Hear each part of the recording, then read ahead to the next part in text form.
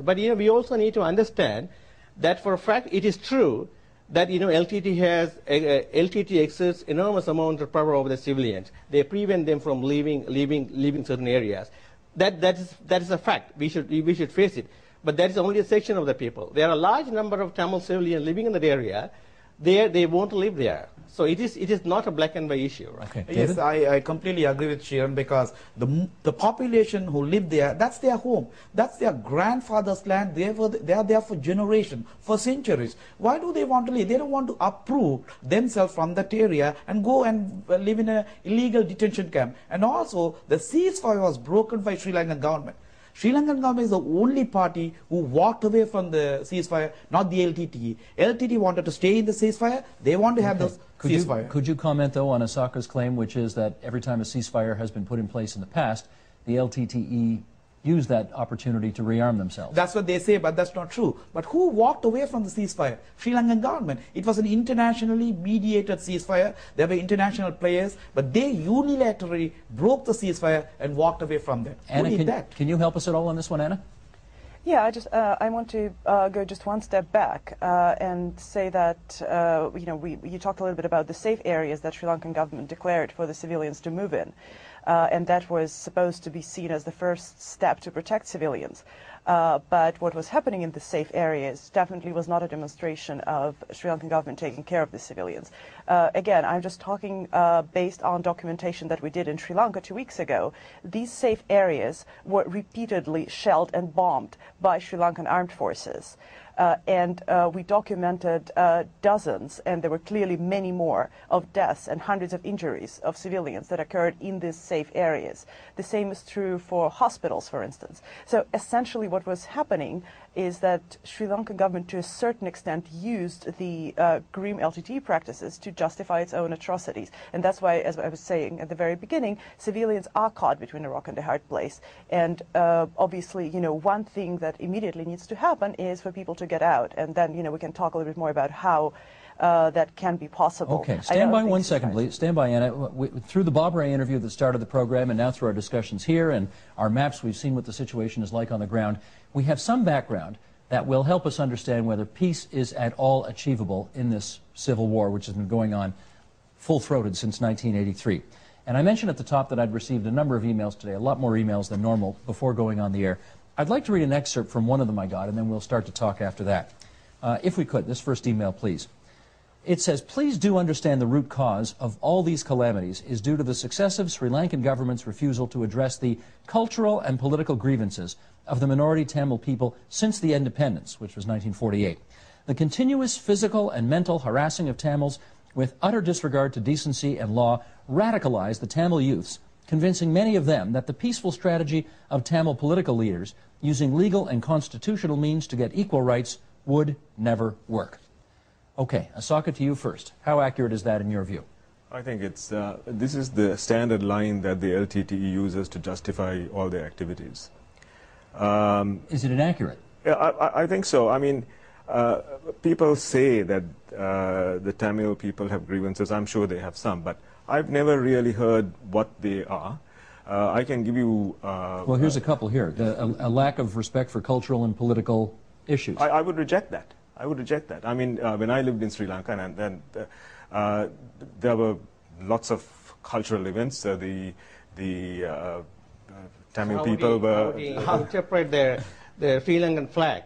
Sorry, say again? So why can't we ask him to explain what the Sri Lankan flag stands for? Is there any notion of equality in the flag? The Sri Lankan, it's a symbol of the Sinhalese. The Sri Lankan flag has a part of it which is dedicated to Tamil. So what is the part? It's only tiny strip. It's large lion holding a sword. That's a symbol of the Sinhalese people. And that lion faces a small green strip. That means a Muslim, and the smaller stripe.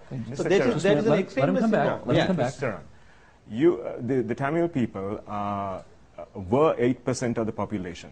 So do you want half the flag dedicated to Tamil people? It is not the question of... What about the Muslim people? What about the Muslim people? This is the fundamental problem. What about the Burger people? Well, hang on. It is not liberal democracy. Sharon, he is asking the question that Sinhalese make up 3/4 of the people.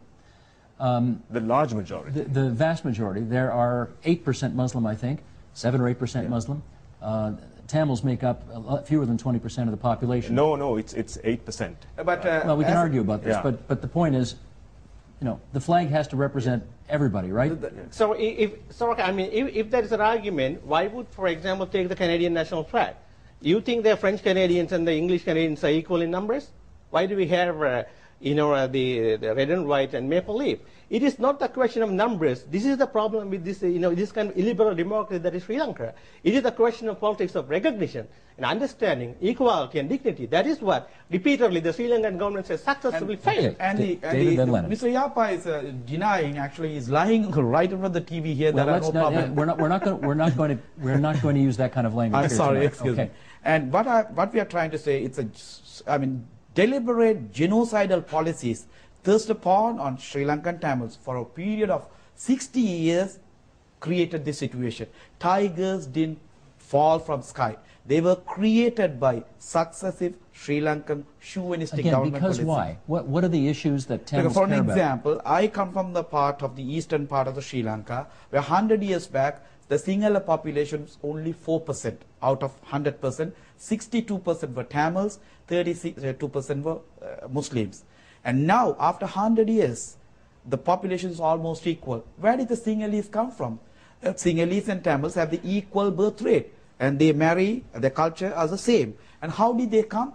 Sinhala governments colonized people in thousands and thousands and brought them and robbed our land. Okay, Lennon, your turn. Yeah, I totally deny this thing. This is a you propaganda. Deny what? Yeah, the propaganda of the Tamils becoming a minority in their own land. Because if you take an example, there are 10 lakhs Tamil people living in the south. So what do you mean to say if the Sinhalese will say their lands are grabbed by the Tamil community? Is it not? Just a minute, let him finish. Go ahead. 10 lakhs people, 1 million people, 10 lakhs people, right, living in the south with the Sinhala brothers equally, and they enjoy all the benefits of the country. And if you see, there is not even one Sinhalese person living in the north, which has been ethnic cleansing by the Tigers. And again, we have not allowed even the Muslims, our own Tamil Muslims in the north. We have driven them away from our province, which they are living in Chilaw and Puttalam as a refugee in their own soil. Let me get Anna into the discussion here. Anna, we've heard two things referenced in particular here. A lack of respect by the Sinhalese for the Tamil culture and for Tamil political grievances. Based on your knowledge and your having been in the area, how accurate are those allegations? Steve, I will try to push my agenda here. I mean, all of these issues are partially in place, and we can spend hours and hours discussing that. But I do think that at this particular moment, as we speak, Tamil civilians are being killed. And I think that is something that should be on the agenda right now. I do think that's one most important issue right now, that because of what LTTE does and because of what Sri Lankan armed forces do, civilian casualties are growing by the hour. Okay, fair enough. In which case, let me read another. Now, this is from the International Crisis Group. We'll bring up our next graphic here, and I'll get everybody to comment on this one. Here's from the International Crisis Group. The nature of the main Tamil nationalist organization, the Liberation Tigers of Tamil Eelam, we've talked about them many times here, has made any peace settlement particularly hard. The LTTE has been banned in many countries because of its use of suicide bombers and child soldiers, widespread human rights abuses, and its intolerance of any dissent among Tamils. Okay, David, to you first. Do you agree, one sec, wait for the question, do you agree that the LTTE was wrong to try to achieve a separate Tamil state through violence? It's not separate state to begin with. It's the restoration of independence. In 1976, there was a conference happened at Vatukota, a city in northern part of Sri Lanka. Political leaders of many parties from the Tamil parties, they assembled there. They made a declaration saying that we lived under this independence for 31 years. We fought non-violently for all these years to get our rights. We couldn't go anywhere. So we want to get our independence back. Remember, I told you at the very beginning. But this is a question about violence. Do the LTTE's methods cause a problem for those who would like to see the kind of political development that you're talking about? It goes in both ways because people in Sri Lanka, Tamils especially, they push to take up arms. As I told you, our leaders and our forefathers, grandfathers, they tried their level